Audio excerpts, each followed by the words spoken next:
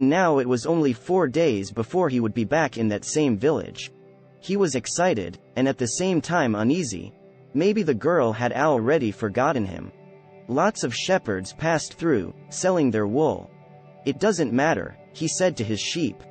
"I know other girls in other places." But in his heart he knew that it did matter.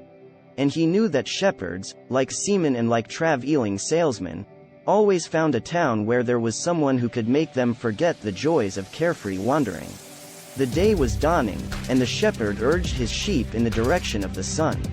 They never have to make any decisions, he thought. Maybe that's why they always stay close to me. The only things that concerned the sheep were food and water. As long as the boy knew how to find the best pastures in Andalusia, they would be his friends. Yes, their days were all the same, with the seemingly endless hours between sunrise and dusk, and they had never read a book in their young lives, and didn't understand when the boy told them about the sights of the cities. They were content with just food and water, and, in exchange, they generously gave of their wool, their company, and once in a while their meat. If I became a monster today, and decided to kill them, one by one, they would become aware only after most of the flock had been slaughtered, thought the boy. They trust me, and they've forgotten how to rely on their own instincts, because I lead them to nourishment. The boy was surprised at his thoughts.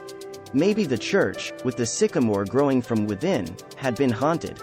It had caused him to have the same dream for a second time, and it was causing him to feel anger toward his faithful companions. He drank a bit from the wine that remained from his dinner of the night before, and he gathered his jacket closer to his body. He knew that a few hours from now, with the sun at its zenith, the heat would be so great that he would not be able to lead his flock across the fields. It was the time of day when all of Spain slept during the summer. The heat lasted until nightfall, and all that time he had to carry his jacket.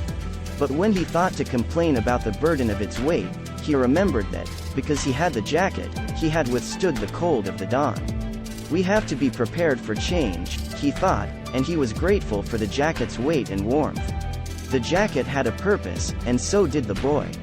His purpose in life was to travel, and, after 2 years of walking the Andalusian terrain, he knew all the cities of the region. He was planning, on this visit, to explain to the girl how it was that a simple shepherd knew how to read. That he had attended a seminary until he was 16. His parents had wanted him to become a priest, and thereby a source of pride for a simple farm family. They worked hard just to have food and water, like the sheep. He had studied Latin, Spanish, and theology. But ever since he had been a child, he had wanted to know the world, and this was much more important to him than knowing God and learning about man's sins. One afternoon, on a visit to his family, he had summoned up the courage to tell his father that he didn't want to become a priest. That he wanted to travel,